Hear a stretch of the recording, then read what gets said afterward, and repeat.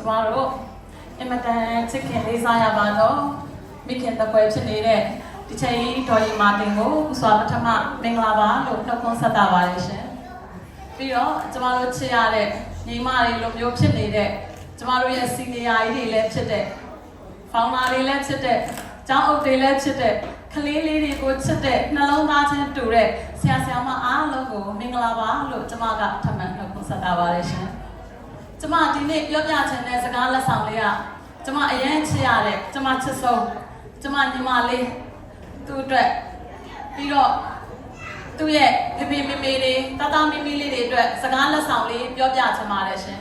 နားထောင်ပေးပါလားရှင်ကျမမကြားရအောင်နားထောင်ပေးပါလားရှင်ကျမကိုသိလားရှင်ဟောသိတာပေါ့သိရလေဒီချိန်မေမေကိုသိရဟုတ်ဟုတ်ကဲ့စကားလက်ဆောင်လေးပြောပြချင်ပါတယ်ရှင်အဲ့ဒီစကားလက်ဆောင်လေးကတော့သုံးနာညီတရိကံလို့ခေါ်တဲ့ပူးပေါင်းဆောင်ရွက်မှုလေးကိုပြောပြပေးချင်ပါတယ်အချိန်လေးကလည်းနည်းတဲ့အတွက်5မိနစ်လောက်ပဲပြောပါမယ်ဒါပေမဲ့ကျမစကားပြောရင်ငြိမ်ငြိမ်လေးနားထောင်မှကြိုက်တာရှင်နည်းနည်းလောက်ငြိမ်ငြိမ်လေးနားထောင်ပေးနော်တတဲလို့ဒီချိန်မေမေကိုသိရမလားအဲ့တော့ငြိမ်ငြိမ်လေးနားထောင်ပေးမယ်နော်ဒါမှဖေဖေမေမေတွေကလေတသားတို့အတွက်ဒီစကားလက်ဆောင်လေးကိုအိမ်အထိတည်သွားမှာဖြစ်ပါတယ်ဒါကြောင့်တိုးတိုးလေးနားထောင်ပေးမယ်နော်တဲတို့နော်ဟုတ်ကဲ့ကျမစပြောပါမယ်ရှင်ကျမတို့အတွက်အရေးကြီးဆုံးကသုံးနာညီတရိကံလို့ခေါ်တဲ့ဖေဖေမေမေရဲ့ဆရာဆရာမတွေရဲ့ပူးပေါင်းလိုက်မှကျမတို့အောက်ကတာတာမီမီလေးတွေရဲ့ဘတ်စုံဖွင့်ပြမှုဖြစ်ပါတယ်ဖေဖေမေမေဆရာဆရာမတွေပူးပေါင်းမှတာသမီပညာရေးအပါဝင်အစအရာရာဖွင့်ပြတိုးတက်မှာဖြစ်ပါတယ်ရှင်ကျမဒီနေ့မြင်ရတာလေးကတော့ကြည်နူးမိတာပေါ့နော်ဂုဏ်ပြုမှတ်တမ်းပါလေးပေးနေတယ်ဒီပွဲလေးဖြစ်မြောက်ဖို့အတွက်ဒါလည်းသုံးနာညီတရိကံပဲဖြစ်ပါတယ်ပူးပေါင်းဆောင်ရွက်မှုဖြစ်ပါတယ်ရှင်ကျမတငယ်ချင်းစာကျမအရင်နှစ်တွေကအရင်ဝမ်းနေခဲ့တယ်အဲ့ဒါဘာလဲဆိုတော့ကျမတငယ်ချင်းကမူချိုဆရာမဖတ်တန်းဟာအနှစ်20ကျော်ပါပြီသူ့ဘဝတသက်တာလုံးဒီမူချိုဆရာမဘဝနဲ့ပဲအသက်မွေးခဲ့တာပါရှင်အခုသူ future kit ကိုတီထောင်လာတာ10နှစ်ကျော်ရှိပါပြီအခုမှပဲပထမဆုံးအကြိမ်ကျောင်းဆင်းပွဲလုပ်နိုင်တာဖြစ်ပါတယ်အဲ့အတွက်ဒီနှစ်ဖေဖေမေမေတွေကိုကျမတငယ်ချင်းလေးကိုစားအမတန်မှပဲကျေးဇူးတင်ကြောင်းဥစွာပထမပြောပြချင်ပါတယ်အရင်နှစ်တွေကပူပေါင်းပါဝင်မှုအားနည်းခဲ့လို့ဒီနှစ်မှဖြစ်မြောက်ခဲ့တာဖြစ်တဲ့အတွက်သူ့စွာကျမကအမတန်မှဝမ်းနည်းခဲ့ရပါတယ်ဒီနှစ်တော့ဂုဏ်ယူပါတယ်ရှင်ဖေဖေမေမေတို့ကိုကျမအင်မတန်မှကျေးဇူးတင်ပါတယ်အခုကျမပြောမယ့်စကားလက်ဆောင်လေးကဖေဖေမေမေနဲ့ဆရာဆရာမတွေပူးပေါင်းကာမှဒီလိုနေ့မျိုးဖြစ်တာပါရှင်ကျမတို့ရဲ့သားသမီးလေးတွေဟာပျော်ရွှင်မှုနဲ့ထိုက်တန်တယ်လို့ကျမအမြဲတမ်းပြောနေတဲ့စကားအတိုင်းပဲတကယ်ကိုပျော်ရွှင်မှုနဲ့ထိုက်တန်ပါတယ်ဒီနေ့လိုမျိုးဖြစ်လာဖို့အတွက်ကဖေဖေမေမေနဲ့ကျမတို့ဆရာဆရာမတွေပူးပေါင်းကာမှဒီလိုနေ့မျိုးဖြစ်တာပါကျမတို့မူချိုကလေးလေးတွေရဲ့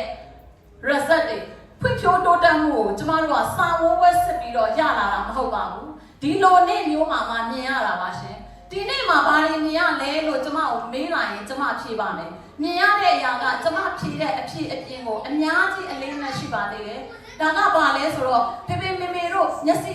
တစ်ထောက်ပဲကြည့်မယ်ဆိုရင်ကလေးလေးတွေကတယ်ဆိုတဲ့ဒါပဲမြင်ပါပါဒါပေမဲ့မျက်စိတစ်စုံကြည့်လိုက်ပါရှင်ကလေးလေးတွေရဲ့အရာဖွံ့ဖြိုးမှုကိုတွေ့ရမှာပါဘာတွေလဲဆိုတော့ developmental scale တွေဖွံ့ဖြိုးမှု scale တွေဖြစ်ပါတယ်သူတို့လေးတွေရဲ့ social scale တွေ awareness တွေ management တွေ teamwork တွေ problem solving scale တွေစတဲ့ scale ပေါင်းများစွာကိုဒီနေ့မှာဖေဖေမေမေတို့မြင်နိုင်မှာဖြစ်ပါတယ်ဒါကြောင့်စာပွဲပွဲစစ်လို့မရနိုင်တဲ့ဒီကလေးလေးတွေရဲ့ဖွံ့ဖြိုးမှုကိုဖေဖေမေမေနဲ့ကျမတို့ဆရာဆရာမတွေပူးပေါင်းတာမှမြင်ရမယ့်အခြေအနေမျိုးမဟုတ်လို့ဒီလိုပွဲမျိုးကိုခက်ခဲတွေအများကြီးဝမ်းနည်းပူဆွေးမှုတွေအများကြီးကြားတဲ့ကရအောင်ဖန်တီးထားတာဖြစ်ပါတယ်ကျမတို့ကဘာလေးကျမတို့အတိုင်းဝိုင်းလေးကိုကျမတို့ပျော်အောင်ဖန်တီးပေးရမှာကျမတို့ဆရာဆရာမတွေနဲ့တာတာမီမီလေးတွေရဲ့မိဘတွေရဲ့တာဝန်တာဖြစ်ပါတယ်အဲ့ဒီအတွက်တော့စိတ်ကိုနှလုံးသားကိုလက်ပြလုံလေးနဲ့ဒါပွဲချင်းပါတဲ့ဟာလေးကိုထိုင်ပြီးကြည့်လိုက်ပါရှင်ကိုသားသမီးလေးတွေရဲ့ဖွံ့ဖြိုးမှုအရာရာကိုမြင်ရမှာဖြစ်ပါတယ်နောက်တစ်ခုကကျမတို့တွေဟာဒီလိုနေ့မျိုးဘာလို့ဖြစ်လဲကျမတို့ဆရာဆရာမတွေနဲ့ဖေဖေမေမေတွေဘာလို့ပူးပေါင်းရ ကျမတို့အတွက်ယတနာတွေဖြစ်ပါတယ်ရှင်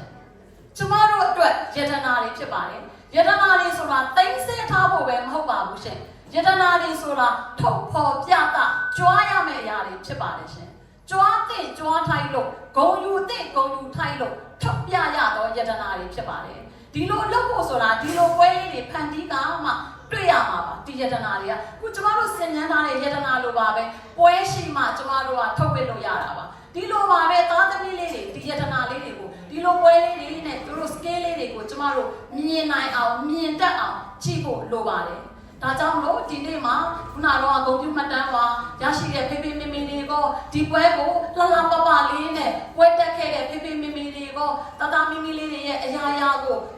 ကိုကြီးဆောင်ရွက်ပေးတဲ့ဖေဖေမေမေတွေကိုဒီနေ့အတွက်ကျမတငယ်ချင်းလေးကိုစားကျေးဇူးတင်ပါတယ်ဒါကြောင့်လို့နောက်နှစ်တွေမှာလည်းသုံးနာညီတရိကန်လေးဖြစ်ဖို့ဖြူချကစ်ကသုံးနာညီတရိကန်လေးဖြစ်ဖို့ဖေဖေမေမေတို့ကကျမတို့ဆရာမတွေကိုပူပေါင်းပါဝင်ပေးပါအောင်လို့ကျမကထပ်မံတိုက်တွန်းလို့ဆိုပါတယ်ရှင်နောက်တစ်ခုကကျမတို့ယတနာလေးတွေကိုကျမတို့မှမပြရင်ကျမတို့မှမကြွားရင်ကြွားမဲ့သူမရှိပါဘူးပြတာမဲ့သူမရှိပါဘူးဒါကြောင့်ကျမတို့ရဲ့အဖို့တန်ယတနာလေးတွေကိုကျမတို့ဆရာမတွေနဲ့ဖေဖေမေမေတို့ကပူပေါင်းပြီးတော့ပါဝင်ပေးပါအောင်ပြတာပေးပါအောင်လို့တိုက်တွန်းလို့ဆိုရင်လည်းဒီနေရာမှာပဲမိကုံးချုပ်ပါလေရှင်ကျေးဇူးတင်ပါတယ်ရှင် I love you all တကယ်လို့ချစ်တယ်နော်ချစ်လား